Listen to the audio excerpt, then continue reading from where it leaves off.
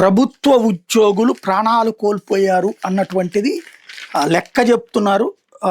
ఎవరైతే వెంకటరామిరెడ్డి, కాకర్ల వెంకటరామిరెడ్డి ఏదైతే నిన్న ఇతను పట్టాభి వెళ్ళినటువంటి సందర్భంలో ఆయన ప్రశ్నించినటువంటి సందర్భంలో చనిపోయినటువంటి ఘటన అయితే మరికొన్ని సంబంధించింది. చంద్రబాబు సర్కార్ ప్రభుత్వ ఉద్యోగులకు మరణ శాసనం రాస్తోందని ఒత్తిడికి గురి చేసి వారి మరణాలకు కారణమవుతుంది ఆంధ్రప్రదేశ్ ప్రభుత్వ ఉద్యోగుల ఫెడరేషన్ చైర్మన్ కాకర్ల వెంకటరామరెడ్డి తీవ్రస్థాయిలో ధ్వజమెత్తారు. తాడేపల్లి శుక్రవారం మీడియాతో మాట్లాడుతూ రాష్ట్రంలో కూటమి ప్రభుత్వ అధికారులకు వచ్చినప్పటి నుండి ఉద్యోగులపై వేధింపులు ఎక్కువైపోయాయని చెప్పారు.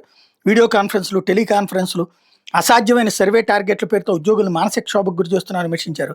గత 10 రోజుల్లోనే పని ఒత్తిడితో 4 ఉద్యోగులు గుండెపోటుతో మరణించడం ప్రభుత్వ వేధింపులకు నిదర్శనం అని మండిపడ్డారు. 10 రోజుల్లో తహసీల్దార్, ఒక ఎస్సీ, 2 సచివాలయ ఉద్యోగులు గుండెపోటుతో ప్రాణాలు కోల్పోయారని, వీళ్ళంతా 30 నుంచి 40 ఏళ్ల లోపు వారనే కావడం బాధాకరమని పేర్కొన్నారు. కూటమి ప్రభుత్వ అధికారంలోకి రావడంతో వాలంటీర్లను తొలగించేసి వాళ్ళు చేయాల్సిన పని సచివాలయ ఉద్యోగులకు అప్పగించి వాళ్ళ మీద ఒత్తిడి పెంచిందని దుయ్యబట్టారు. సచివాలయ ఉద్యోగులను పగలు రాత్రి సెలవు రోజులని తేడా లేకుండా ఇంటికి తిరిగి సర్వేలు చేయాలని అమానవీయమైన ఉత్తర్వులు జారీ చేయడం మీద ఆయన ఆగ్రహం వ్యక్తం చేశారు. శ్రీకాకుళం జిల్లాలో రాత్రిపూట సర్వే చేయాలని ఇచ్చిన ఆర్డర్ను ఆ సందర్భంగా వెంకటరామరెడ్డి ఉదాహరించారు. ప్రభుత్వం వెంటనే ఉద్యోగుల మరణాలపై స్పందించి సమీక్ష సమావేశం ఏర్పాటు చేయాలని, ఉద్యోగులతో ప్రజాప్రతినిధులు, ఉన్నతాధికారులు గౌరవంగా నడుచుకోవాలని డిమాండ్ చేశారు. ప్రభుత్వ వైఖరి మారకుంటే ఉద్యోగుల తరపున పోరాటం ఉధృతం చేస్తామని హెచ్చరించారు.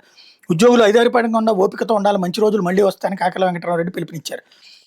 పట్టాభి మీద హత్య కేసు నమోదు చేయాలి. ఇక్కడ పాయింట్ అల్లా ఒకటే, ప్రజలు స్పందించట్లేదు. ప్రభుత్వ ఉద్యోగుల అవినీతి కారణంగా కావచ్చు, లేకపోతే కనుక వాళ్ళు తిని కూర్చుంటారన్నటువంటి ఫీలింగ్ వల్ల కావచ్చు, ప్రజల్లో ఎలాంటి స్పందన లేదు.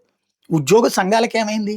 చనిపోయిన వాళ్ళు ఇళ్ళకెళ్ళి పరామర్శించేందుకు కూడా ధైర్యం చాలట్లేదు. ఇంకెందుకు వాళ్ళు ఉద్యోగ సంఘాలుగా?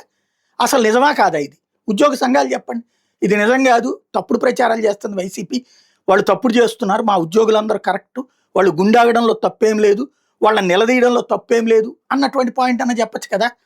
అది మనం ఆత్మాభిమానంతో పనిచేస్తున్నామో లేదో అన్నటువంటిది వెళ్తుంది.